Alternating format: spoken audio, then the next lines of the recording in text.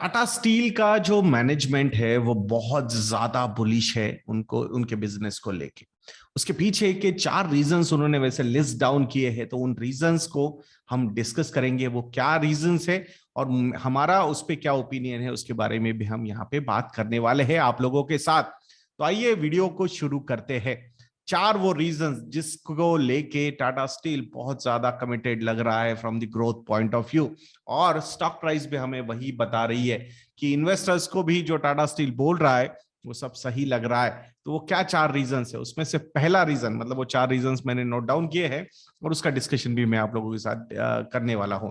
पहला रीजन उन्होंने बोला है mega trends in urbanisation. There is no doubt कि जिस तरीके से in last few decades we have seen rural areas से लोग अर्बन एरियाज में आ रहे हैं, तो ये एक बहुत बड़ा इन्वेस्टमेंट हो सकता है from the government point of view कि भाई अगर इतनी पॉपुलेशन रूरल से अर्बन में शिफ्ट हो रही है तो उस पॉपुलेशन को केटर करने के लिए आपका इंफ्रास्ट्रक्चर उतना अच्छा होना चाहिए। और इंफ्रास्ट्रक्चर डेवलपमेंट के लिए क्या लगता है?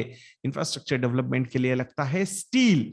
तो वहां पे डेफिनेटली ये एक रीजन जो है उसको गवर्नमेंट को फुलफिल करना होगा। अगर अर्बनाइजेशन जिस तरीके से ये ट्रेंड्स हो रहे दिखा रहे हैं तो वहां पे गवर्नमेंट के साइड से वो कमिटमेंट लगेगी। Definitely private investments will also be there, but ये सब चीजें ठीक है, मतलब लॉन्गर पॉइंट ऑफ व्यू से हम बात करें। बट शॉर्ट टर्म में अगर हम देखेंगे, लास्ट ईयर जो रिवर्स माइग्रेशन हुआ from urban to rural areas, और वहां से अभी तक जो मीडिया रिपोर्ट्स हमें बता रही है पूरे लोग वापस अर्बन एरियाज में अभी तक नहीं आए हैं, और हो सकता है वो वहीं पे कुछ ढूंढे और वहां पे वो सारी चीजें वापस, मतलब वो अपना सेल्फ एम्प्लॉयमेंट हो या फिर वहां पे कुछ जॉब जनरेशन हो या फिर एग्रीकल्चरल हो, वहां पे वो खुद को ऑक्यूपाई कर ले। So that is also risk, but ये शॉर्टर ड्यूरेशन में हो सकता है। लॉन्गर ड्यूरेशन में आई थिंक ये mega trend is going to continue, there is no doubt, and that's why big investments are going to be required, and that's where steel is going to play an important role.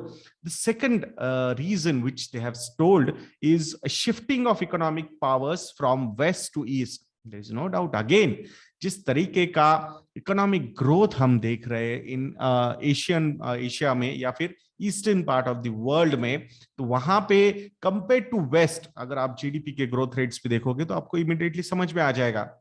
जो that's why these nations are called, or these economies are called developing economies और emerging economies, जहां पे अच्छा खासा पैसा लगने वाला है, एंड दैट्स हाउ मतलब वहां डेवलपमेंट चल रही है। तो अगर किसी भी इकोनॉमी को ग्रो करने के लिए क्या चाहिए, again the answer is infrastructure and other facilities.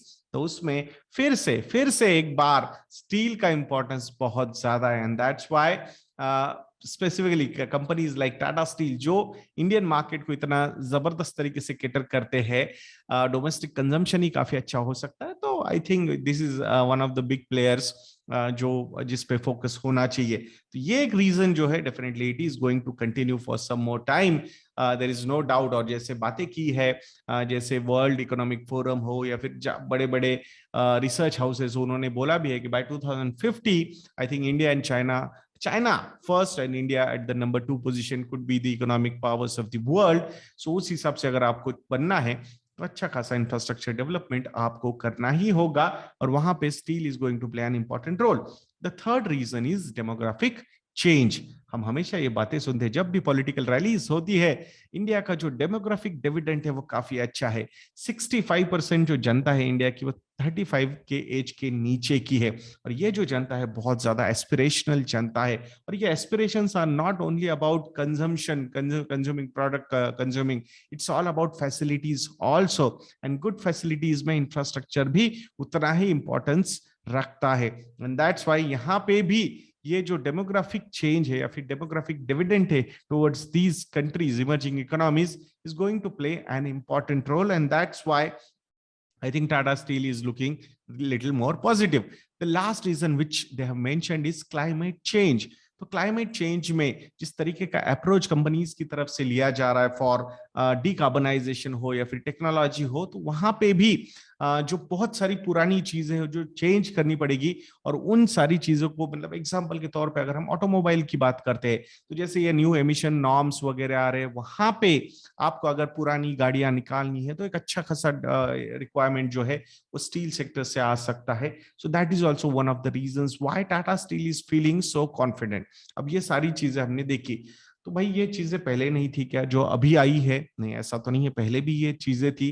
तो फिर अभी ये रैली, ये जो बातें चल रही है स्टील सेक्टर में एक सुपर साइकिल है, वो अभी क्यों चल रहा है? तो उसके पीछे के रीजंस की अगर हम बात करते हैं, एक तो पेंट अप डिमांड। जिस तरीके से पेंडेमिक ने पूरा का पूरा डिस्ट्रप्शन किया था, उसकी वजह से बहुत सारी चीजें पोस्टपोन हो गई, और पोस्टपोन होने के बाद जब एक्चुअल डिमांड आती है तो पुरानी डिमांड भी वापस आ जाती है, और प्लस जो नई नॉर्मल डिमांड है, and that's why it is called a paint up demand. तो ये रही, और उसके ऊपर सप्लाई कंस्ट्रेंट, मतलब आपकी डिमांड बढ़ गई और आपके सप्लाई कम हो गए, तो automatically what is the impact of that? Inflation हमने हमेशा पढ़ा है ना, तो इन्फ्लेशन क्या होता है? इन्फ्लेशन होता है more demand and less supply. That's what has happened in steel sector also, and that's why the steel sector, steel prices have gone very high.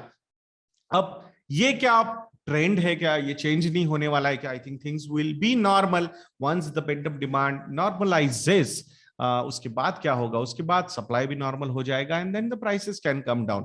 सो इसीलिए आई थिंक ये सुपर साइकिल है। क्या अब सुपर साइकिल क्या थी? जैसे कि China ने पूरा का पूरा एक थॉट प्रोसेस ही चेंज कर दिया 90s में। They wanted to become an export oriented economy, और जिस तरीके से उन्होंने इन्वेस्टमेंट्स किए उसकी वजह से बहुत ज्यादा डिमांड आई स्टील की। अब वही सेम चीज कहीं पे होती हुई नजर आ रही है क्या? ऐसा तो नहीं है। हाँ, but demand in China has increased a lot. अभी जो एक कंट्री नेट एक्सपोर्टर थी स्टील की, जो अब नेट इंपोर्टर बन चुकी है, that is also one of the reasons कि यहाँ पेंट अप डिमांड थी, सप्लाई कंस्ट्रेंट थे, and an exporter which is becoming an importer. ये भी एक बहुत बड़ा इवेंट था। अब is it going to continue like that only? I really doubt. Again, at some point of time, China is going to become a net exporter in steel sector, and that's where the problem can arise. अब यहाँ पे normally ये जो cycles होती है, क्यों cycles से जाती है स्टील सेक्टर्स या स्टील की कंपनीज?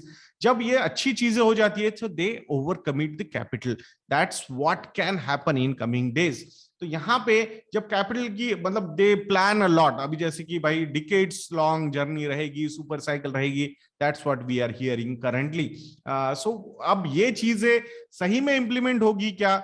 आई रियली डाउट, क्योंकि China is known to be a spoiler for these things, and that's why over commitment अगर कंपनीज की तरफ से की जाएगी तो अगेन वो डेट के सिनेरियोस खराब हो सकते हैं, अगेन एक स्लम्प काफी लंबा आ सकता है स्टील प्राइसेस में।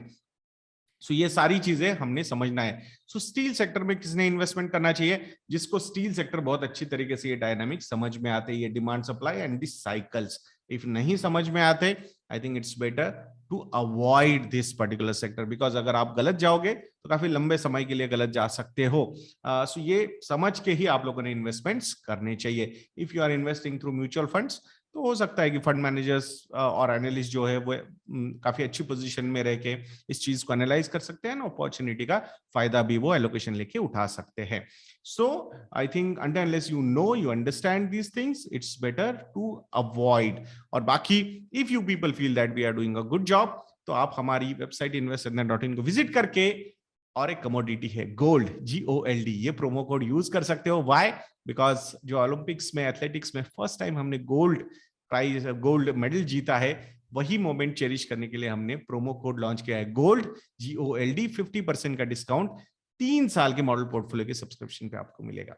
मैं आशा करूंगा आप investindia.in को जरूर विजिट करेंगे। तो ऐसे वीडियोस के लिए चैनल पे बने रहिए, और नेक्स्ट वीडियो तक के लिए मुझे आज्ञा दीजिए दोस्तों। जय हिंद।